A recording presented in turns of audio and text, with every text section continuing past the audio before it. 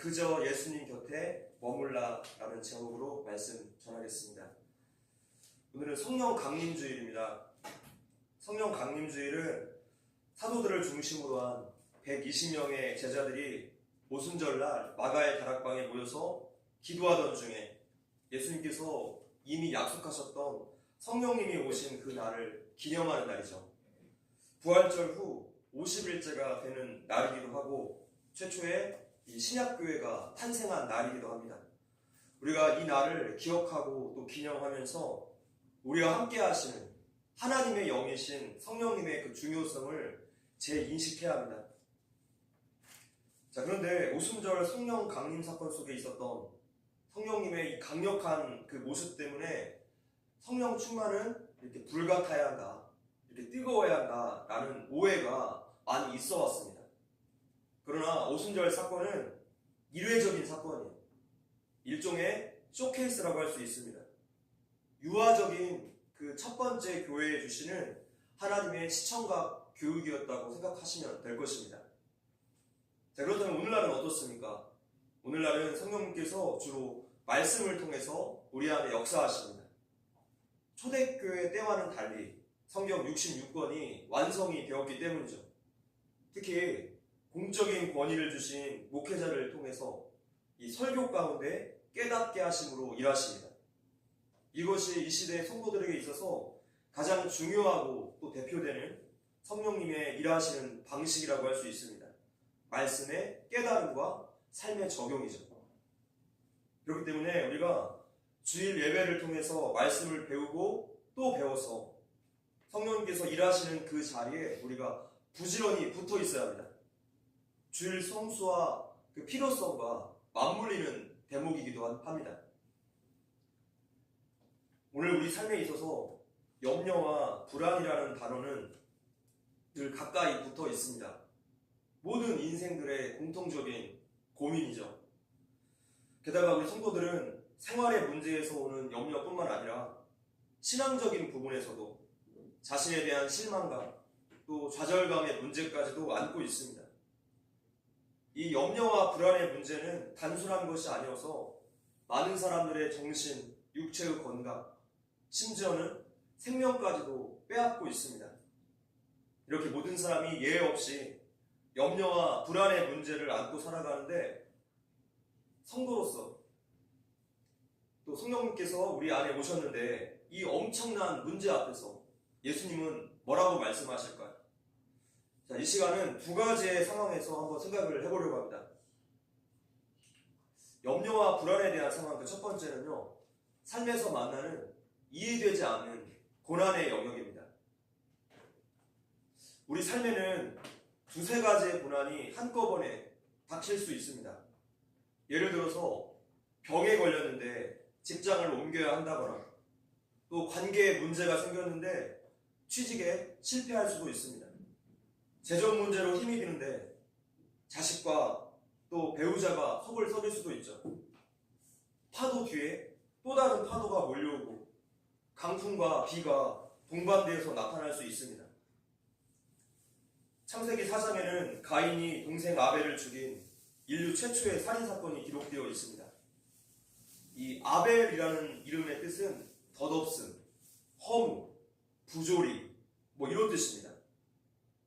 헛되고 헛되고 헛되다. 이 말씀이 반복되는 전도서의 주제어가 헛됨인데 히브리어로 헤벨입니다. 같은 단어예요. 헤벨과 아벨은 동일한 단어를 쓰고 있어요. 아들의 살인과 또 다른 아들의 죽음 앞에서 이 부모인 아담과 하와는 얼마나 인생의 헛됨을 온몸으로 느낄 수 있었을까요? 이렇게 세상에는 이해되지 않고 부조리한 일투성입니다. 우리 하나님은 공평하신데 사람은 공평하지 않기 때문입니다. 인간이 하나님을 떠난 타락 이후로 우리가 사는 세상은 허무와 부조리와 모순으로 가득 차게 되었습니다. 사람들의 그 죄성이 하나님의 아름다운 세상을 부조리하게 만들었습니다. 사회의 부조리를 없애기 위해서 또 다른 부조리로 범하고 부조리를 또 다른 부조리로 메꾸어 놓았어요. 그렇게 사회와 인생에 하나님을 배제시킨 결과는 고통과 슬픔뿐이죠. 이해되지 않은 고난을 만났을 때 우리는 내가 과연 이 상황들을 잘 견딜 수 있을까? 이 상황을 과연 해결할 수 있을까? 하면서 염려를 잔뜩 끌어안습니다. 자, 그런데 이 질문에 대한 사도 바울의 대답이 있어요. 합독할게요. 시작. 아무것도 염려하지 말고 다만 모든 일에 기도와 간구로 너희 구할 것을 감사함으로 하나님께 아뢰라. 그리하며 모든 지각에 뛰어난 하나님의 평강이 그리스도 예수 안에서 너희 마음과 생각을 지키시리라. 아멘. 우리가 이해되지 않는 고난의 상황에서도 어떻게든지 하나님을 붙잡으려고 발버둥칠 때 하나님이 일하기 시작하세요. 하나님께서 당신이 가지고 계신 그 하늘의 평안을 우리에게 주시는데 그럴 때 어떤 일이 발생합니까? 우리는 이 불안한 상황에서도 불안해지지 않습니다. 화가 나는 상황에서도 평안을 유지할 수 있게 돼요. 상황은 바뀐 게 하나도 없는데 내 마음이 달라져 있어요. 이것은 위로부터 오는 하나님의 선물이죠. 지난 수요 로마서 강의 때도 말씀드린 것처럼 우리가 기도할 때 이 기도를 통해서 성령님께서 우리 안에 새 마음, 새 정신을 주시기 때문이에요. 그래서 성도가 기도의 자리를 통과하며 다시 일어설 수 있습니다. 할렐루야. 인생의 위기를 만났을 때 성도는 어떻게 반응해야 하는지를 역대하 20장에 여호사밧 왕이 우리에게 가르쳐 줍니다. 모압 사람 그 군대가 주변 국가들과 연합을 해서 유다를 침공했어요. 연합군이 공격해와서 그 나라가 풍전등화의 위기에 처했습니다. 우리나라의 상황과 비슷해요. 이때 여호사밧 왕의 반응은 이랬습니다. 읽어볼게요. 시작. 여호사밧이 두려워하여 여호와께로 낯을 향하여 간구하고 온 유다 백성에게 금식하라 공포하며 기도로 하나님께 부르짖고 오직 하나님만 바라보았습니다. 여호사밧 왕이 지금 하나님을 전적으로 신뢰했기 때문에 군대가 아니라 찬양대를 그 앞에 선두에 세우는 놀라운 결정을 내렸습니다. 지금 전쟁을 치러야 하는데 찬양대원을 맨 앞에 세우다니 이게 무슨 일입니까? 그런데 전장에 이르렀을 즈음에 전투가 이미 끝나 있는 거예요. 22절, 23절 시작. 그 노래와 찬송이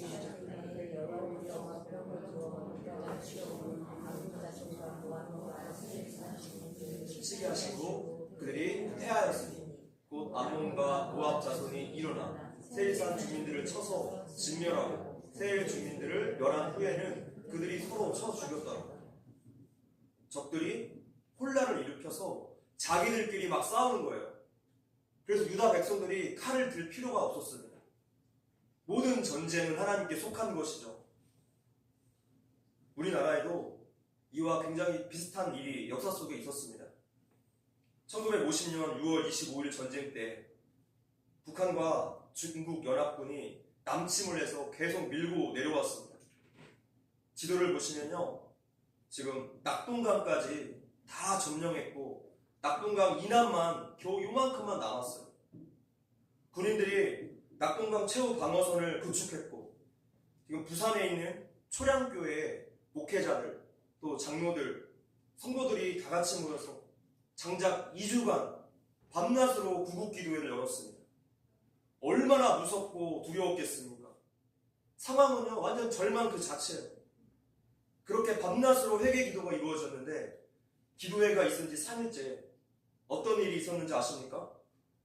모든 군사 전략가들이 불가능하다라고 말했던 조수 간만의 차가 너무 심한 그 인천 바다에 상륙작전을 성공시킵니다. 모든 보급로가 차단된 인민군이 후퇴를 했고 결국에 서울을 수복하게 되죠. 마치 바람 앞에 놓인 등불과 같이 패망의 그늘이 깊게 드리워진 그때 성도들이 간절하게 하나님을 부르짖었어요. 하나님의 구원을 가져왔습니다. 그 당시에 세계 지도입니다. 유라시아 대륙 전체를 공산주의가 다 점령했는데 에티오피아보다 더 가난했던 나라, 그 이름조차도 알려지지 않았던 이 대한민국이라는 나라가 자유민주주의로 유일하게 버텨냈어요. 아니 그때 우리나라에 무슨 힘이 있었다고 이 강력한 힘을 버틸 수 있겠습니까? 성도들의 눈물의 기도와 하나님의 은혜가 아니고서는 설명할 수가 없는 역사예요. 우리는 고통스러운 때일수록 하나님의 속성을 기억해야 합니다. 우리가 그동안 배워왔던 믿음을 발휘해야 할 시간이에요. 하나님은 언제나 오르시다. 세상과 모든 삶은 하나님의 철저한 계획 아래 이루어진다. 하나님은 우리에게 가장 좋은 때를 아신다. 이 진리를 기억할 수 있어야 합니다. 로마서 11장 33절 말씀에 합독하겠습니다. 시작. 깊도다 하나님의 지혜와 지식에 풍성하니 그의 판단은 헤아리지 못할 것이며 그의 길은 찾지 못할 것이며 우리는 하나님의 지혜를 감히 측량할 수가 없습니다. 하나님의 일하심과 그 때를 우리는 이해할 수 없어요. 그러나 하나님은 우리에게 가장 좋고 가장 선한 때를 아시기 때문에 때는 하나님이 정하시는 것이지 우리의 바람에 따라서 정해지는 것이 아님을 우리는 항상 기억해야 하겠습니다. 우리는 여호사밧 왕처럼 또 부산 초량교회에 모였던 성도들처럼 인생에 이해되지 않은 고난을 만났을 때 무엇으로 시작해야 합니까? 예배로 시작해야 돼요. 기도와 찬양으로 하나님께 나아가야 합니다. 마음속에 그 두려움을 다 하나님께 토해내셔야 돼요. 하나님께 도우심을 구하십시오. 내 연약한 마음을 하나님께 고백하셔야 돼요. 그저 우리는 하나님께 가까이 나아가면 될 것입니다. 예수님은 자신의 평안을 우리에게 주시겠다라고 약속하셨어요. 읽어보겠습니다. 시작. 평안을 너희에게 끼치노니 곧 나의 평안을 너희에게 주노라. 내가 너희에게 주는 것은 세상이 주는 것과 같지 아니하니 너희는 마음에 근심하지도 말고 두려워하지도 말라. 예수님께서 죄 없이 고발당하셨을 때 예수님의 그 마음을 차분하게 한 그 평안, 십자가에 달리셨을 때조차도 온유하셨던 예수님의 그 하늘 평안을 우리에게 주시겠다 약속하셨어요. 하나님은 그분을 믿는 자녀들의 마음과 생각을 반드시 책임지십니다. 우리가 기도하고 찬양할 때 하나님은 우리의 마음과 생각 주위에 요새를 쌓으시고 방패가 되어주십니다. 우리는 하나님의 이러한 말씀들을 주의 깊게 듣지 않기 때문에 마귀가 주는 염려의 폭풍 속에 또다시 휘말리게 됩니다. 그러나 성도는 예수님께 속해 있기 때문에 폭풍 속에서도 반드시 평안을 누릴 수 있습니다. 우리는 인생에서 힘겨운 고난을 만날 수 있겠지만 예수님은 그런 우리에게 완벽한 평안을 허락하십니다. 성도 여러분, 주님 곁에 계십시오. 필사적으로 그분을 붙드십시오. 평안의 하나님께서 성령님으로 우리 안에 들어와 계십니다. 할렐루야.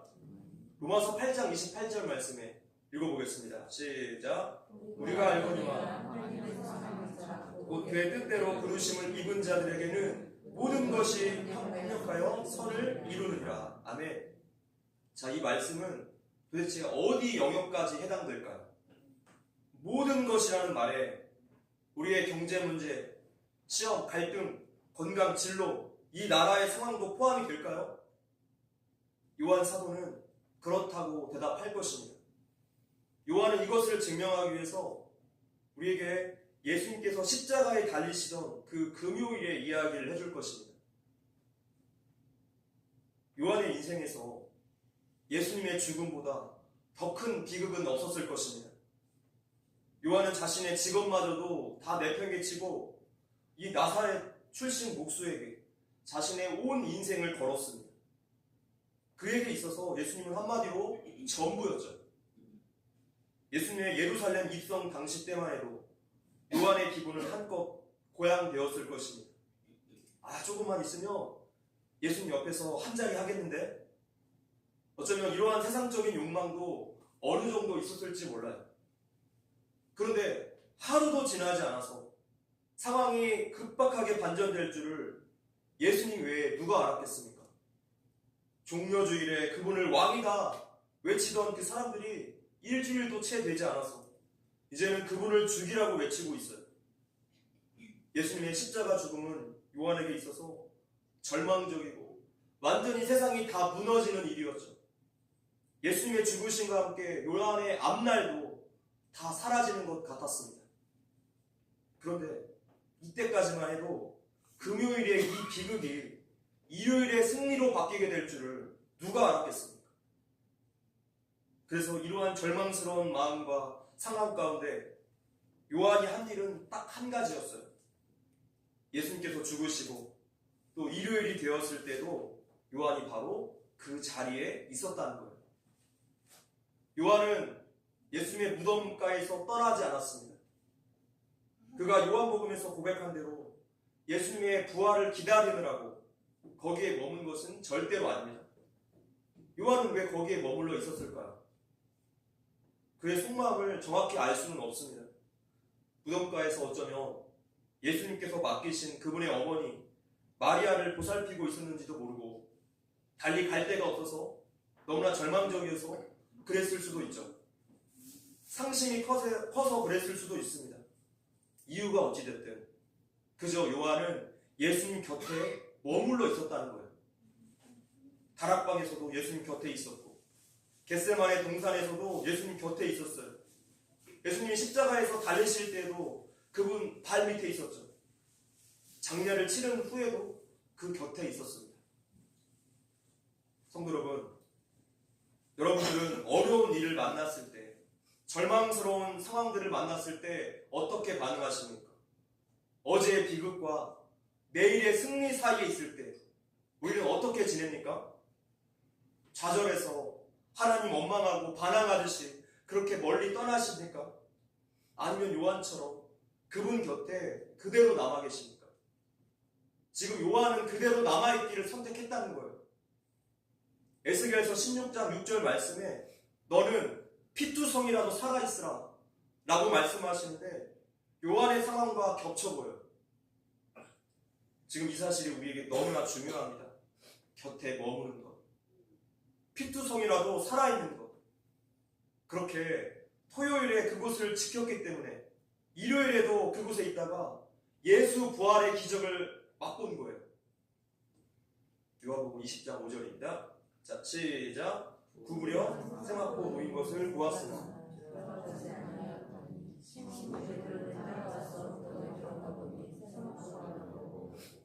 7절 또 머리를 쌌던 수건을 세마포와 함께 놓이지 않고 딴 곳에 쌌던 대로 놓여있더라. 그때야 무덤에 먼저 갔던 그 다른 제자도 들어가 보고 믿더라. 자, 이제 절망뿐인 이 빈 무덤이 부활의 상징이 되었습니다. 같은 질문으로 다시 돌아가 봅시다. 하나님은 우리가 이해하기 어려운 고난 가운데서도 똑같은 일을 하실 수 있을까요? 오늘날 우리의 이 어둡고 고통스럽고 절망스러운 일들을 승리로 바꿔주실 수 있을까요? 충분히 그러실 수 있다는 거예요. 우리도 요한처럼 하면 됩니다. 하나님 곁을 떠나지 마십시오. 하나님께서 비극과 고통을 통해서 요한의 삶을 완전히 변화시켰다면 오늘 우리의 고난과 슬픔을 사용하셔서 우리의 삶도 더욱 성도답게 변화시킬 수 있지 않겠습니까? 우리의 상황은 지금 부활의 주일을 앞두고 코앞인 토요일에 와 있을지 모릅니다. 하나님의 놀라운 은혜를 경험하기 그 직전에 와 있을지 몰라요. 성도 여러분, 그저 예배의 자리를 지키십시오. 끝까지 주님 곁에 머무십시오. 할렐루야. 염려와 불안에 대한 상황. 두 번째는 신앙에 관한 영역입니다. 우리 중에는 신앙적인 부분에서 염려로 가득한 사람들도 있습니다. 이럴 때 우리가 바울의 권면에 따라야 합니다. 읽어볼게요. 시작. 끝으로 형제들아, 무엇에든지 참되며 무엇에든지 경건하며 무엇에든지 모르며 무엇에든지 정결하며 무엇에든지 사랑받을 만하며 무엇에든지 칭찬받을 만하며 무슨 덕이 있든지 무슨 기름이 있든지 이것들을 생각하라. 아멘. 자, 그런데 과연 어느 누가 이렇게 살 수 있습니까? 우리가 방금 읽었던 이 8가지의 항목을 기억하는 것조차 쉽지가 않아요. 나는 왜 이럴까? 왜 이렇게 같은 죄를 반복하고 성도답지 못한 언행을 하는 것일까? 하나님은 나에게 얼마나 실망하실까? 나는 과연 구원받은 사람이 맞을까? 이런 고민이 오늘 우리에게 반복될 수 있어요. 이럴 때에도 우리의 목표는 한 가지예요. 예수님께 붙어 있는 것. 예수님께 붙어 있는 거예요. 예수님이 오늘 이렇게 말씀하십니다. 본문입니다. 시작. 나는 포도나무요. 너희는 가지라. 그가 내 안에, 내가 그 안에 거하며 사람이 열매를 많이 맺나니 나를 떠나서는 너희가 아무것도 할 수 없습니다. 아멘. 예수님의 비유는 간단하죠. 하나님은 포도원 주인입니다. 그분은 포도나무에서 최상의 열매를 끌어내고자 하세요. 하나님은 양분을 공급하시고 또 가지도 쳐주시고 복을 주십니다. 하나님은 세심하게 포도원을 돌보는 세계 최고의 농부세요. 그리고 예수님은 포도나무십니다. 포도나무 줄기를 보려며 우리가 익히 알고 있는 그 가느다랗고 꾸불꾸불한 그런 가지가 아니라 그 밑에 있는 아래쪽에 있는 두꺼운 부분을 보면 됩니다. 그것이 포도나무의 줄기죠. 포도나무의 줄기는 흙 속의 양분을 가지에 끌어올려서 전달해 줍니다. 예수님은 자신이 참된 생명의 근원이라고 말씀하셨어요. 그렇기 때문에 만약에 우리의 삶에 무언가 선하고 좋은 것이 열매로 나타났다면 그것은 나에게서 나온 것이 아닙니다. 모두 다 예수님을 통해서 외부로부터 공급된 거예요. 우리 인간은 본성적으로 죄인이어서 인간 자체로서는 선한 것이 나올 수 없습니다. 거듭나지 않은, 하나님을 믿지 않는 모든 자연인은 모든 것이 자기의 유익을 위한 악한 열매만을 맺기 때문이죠. 예수님이 포도나무의 줄기라면 우리는 가지입니다. 우리는 예수님을 통해서 갈라디아서 5장 22절 말씀에 나온 것처럼 사랑과 희락과 화평과 오래 참음과 자비와 양선과 충성과 온유와 절제 9가지 열매를 맺기 시작합니다. 8절입니다. 시작. 너희가 열매를 많이 맺으며 내 아버지께서 영광을 받으실 것이요 너희는 내 제자가 되리라. 열매를 많이 맺는 방법은 우리가 예수님께 꼭 붙어있는 것뿐입니다. 그럴 때 하나님께서 영광 받으세요.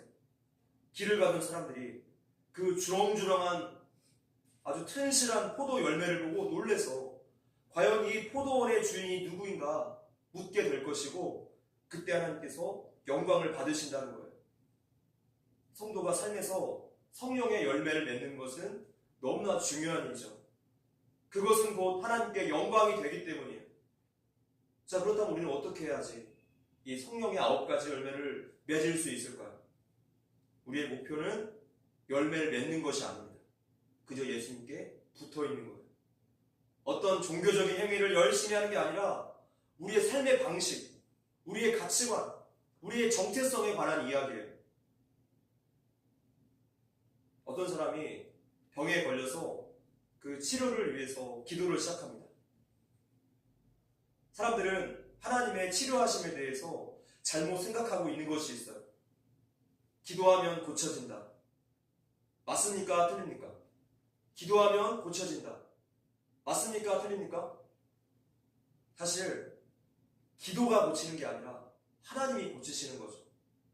치료의 능력이 기도를 들으시는 분이 아니라 기도 그 자체에 있다고 믿기 때문에 기도가 응답되지 않으면 그 책임을 기도하는 나 자신이나 또 기도하는 사람에게 돌리기도 해요. 내 기도가 부족했구나. 내 믿음이 부족했구나. 아니면 하나님께 대한 원망으로 나타나기도 합니다. 이런 모든 행동들이 기도를 마치 주문처럼 사용했다라는 증거예요. 그러나 기도의 능력은 기도하는 사람이 아니라 그 기도를 들으시는 분에게 달려있는 거죠.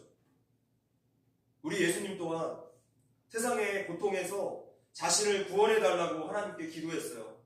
그러나 그분의 기도가 응답되지 않았습니다. 자, 그렇다면 예수님이 믿음이 부족해서 그랬습니까? 예수님의 기도가 부족해서 그랬습니까? 그렇지 않죠? 더 큰 하나님의 구원 계획이 있었기 때문에 우리의 목표는 우리의 어떤 행위가 아니라 하나님께 그저 붙어 있는 것뿐입니다. 구원받은 모든 성도는 율법 아래 놓이지 않고 율법에 얽매이지도 않습니다. 그래서 우리가 이러한 점을 놓칠까 봐서 예수님이 거하다라는 단어를 총 7개의 구절에서 9번을 사용하십니다. 와서 내 안에 거하라. 와서 내 안에 거하라 라고 우리를 초청하고 계세요. 우리의 유일한 목표는 무엇입니까? 예수 안에 거하는 것입니다. 그분 안에 있을 때 우리는 예수님의 마음과 그분의 삶의 방식을 따르게 되어 있어요. 가지는 절대로 줄기를 떠날 수 없습니다. 절대로 그렇죠. 가지가 따로 떨어져 있다가 일주일에 딱 한 번 주일에 와서 그 양분을 얻겠습니까? 그렇다면요, 말라 죽기 딱 좋습니다. 건강한 가지는 결코 포도나무 줄기를 떠나지 않아요. 줄기에서 하루 24시간 동안 내내 영양분을 공급받아야 하기 때문이죠. 이것은 어쩌면 생명과 직결되는 문제예요. 오늘 우리의 신앙에서도 똑같이 적용할 수 있어요. 하나님과 멀어지며 우리의 영혼은 말라 죽어요. 어떤 아버지가 4살짜리 아들을 데리고 사람들이 많이 붐비는 거리를 지납니다. 그때 아버지가 아들의 손을 꼭 잡고 이렇게 말했어요. 아들아, 내 손을 꼭 잡아야 돼. 놓치면 안 돼. 라고 말했습니다.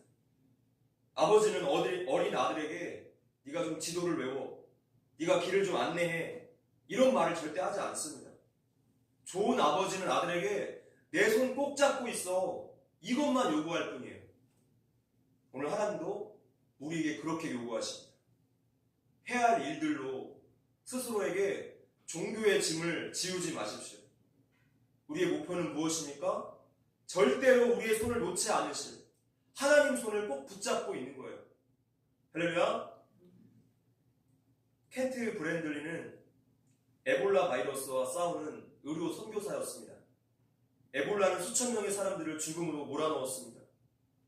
브랜틀리는 에볼라에 감염된 환자 10여 명을 담당했습니다. 어느 날 그가 에볼라의 증상을 느꼈고, 즉 고열과 설사와 구토 증상이 생겼습니다. 동료들이 그의 혈액을 채취해서 검사를 했고 검사 결과가 3일 뒤에 나옵니다. 브랜틀리는 스스로를 집 안에 격리한 채 3일을 기다립니다. 전염성이 너무나 강해서 아무도 그에게 올 수 없었고 철저히 그렇게 혼자가 되었죠. 그때 브랜틀리가 성경을 펴고 히브리서의 한 대목을 묵상합니다. 그러므로 우리는 긍휼하심을 받고 때를 따라 돕는 은혜를 얻기 위하여 은혜의 보좌 앞에 담대히 나아갈 것이다. 그는 이 구절을 일기에 옮겨 쓰고는 담대히 라는 단어에 밑줄을 그었습니다. 그리고 기다렸어요. 그 3일간 이루 말할 수 없는 불안과 염려가 수시로 그에게 찾아왔습니다. 검사 결과는 어떠했을까요? 그가 두려워했던 그대로 이루어졌습니다. 에볼라에 감염된 거죠. 마음이 무너집니다. 브랜틀리는 아내에게 이 소식을 전했고 그 아내도 어떻게 기도해야 할지 몰라서 찬송가 가사로 그 기도를 대신합니다. 이런 기도였어요. 오 신실하신 주, 내 아버지여, 늘 함께 계시니 두려움 없네. 그 사랑 번창고 날 지키시며 어제나 오늘이 한결같네. 이렇게 기도했더니 마음의 두려움이 한결 옅어져서 또 다른 찬송을 기도로 부르기 시작했습니다. 주 떠나가시며 내 생명 헛되네. 기쁘나 슬플 때 늘 계시옵소서. 기쁘고 기쁘도다 항상 기쁘도다. 나 주께 왔사오니 복 주옵소서. 아내가 나중에 이렇게 말했습니다. 나는 남편이 죽을 거라고 생각했다. 너무나 고통스럽고 두려웠다. 그러나 뭐라고 기도해야 할지 모를 때 이런 찬송가들로 인해서 의미 있는 방식으로 하나님께 붙어 있을 수 있었다. 그 후에 브랜틀리는 아프리카에서 미국으로 이송이 되어 아직 검증되지 않은 치료법으로 치료를 받았는데 다행히 잘 맞아서 상태가 호전되었고 완치되어 태어나게 됩니다. 이 이야기는 생명을 위한 부르심이라는 책에 나온 이야기입니다. 이 부부는 에볼라와의 싸움뿐만이 아니라 그로 인한 염려와의 싸움에서도 승리를 거두었습니다. 그들은 포도나무에 딱 붙어 있었어요. 브래틀리는 성경을 읽는 방식으로, 그의 아내는 찬송가 가사를 묵상하면서 기도하는 방식으로 붙어 있었습니다. 두 사람이 그렇게 하나님 가까이에 머물러 있었어요. 오늘 예수님은 두려움과 염려에 빠진 우리에게도 그렇게 하라라고 가르쳐 주십니다. 말씀을 맺겠습니다. 우리는 어떻게 해야지 염려와 두려움에서 벗어날 수 있을까요? 합독하겠습니다. 시작. 위의 것을 생각하고 땅의 것을 생각하지 말라. 아멘. 우리의 마음속을 하나님에 대한 생각으로 가득 채우면 됩니다. 우리의 마음이 하나님에 대한 생각으로 가득 채우게 되어야 돼요. 그러기 위해서는 우리의 하루 일과 중에서 일정 시간을 반드시 하나님께 드려야 합니다. 요한복음 8장 32절. 자, 시작. 진리를 알지니 하나님에 대한 생각으로 우리의 마음을 가득 채운다면 우리는 염려와 두려움에서 자유로워져요. 평안의 하나님이 우리 안에 충만히 거하시기 때문입니다. 어떤 상황이든지 상관없습니다. 그저 우리는 예수님 곁에 머물면 됩니다. 보혜사로 오신 성령님이 늘 우리와 함께 하십니다. 아멘.